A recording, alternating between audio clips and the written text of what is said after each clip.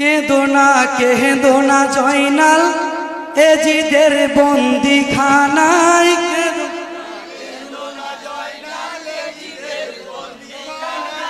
কেঁদো না জয়নাল এজিদের বন্দিখানায়।